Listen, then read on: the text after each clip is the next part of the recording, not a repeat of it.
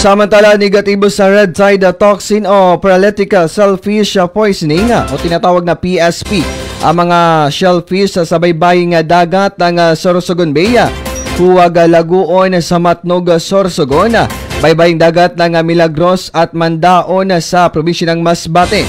Ayon sa uling shellfish bulletin ng Bureau of Fisheries and Aquatic Resources or BIPAR kahapon, dahil dito pinahintulutan ng ahensya ang pagkain ng shellfish at alamang na galing sa mga nasabing dagat.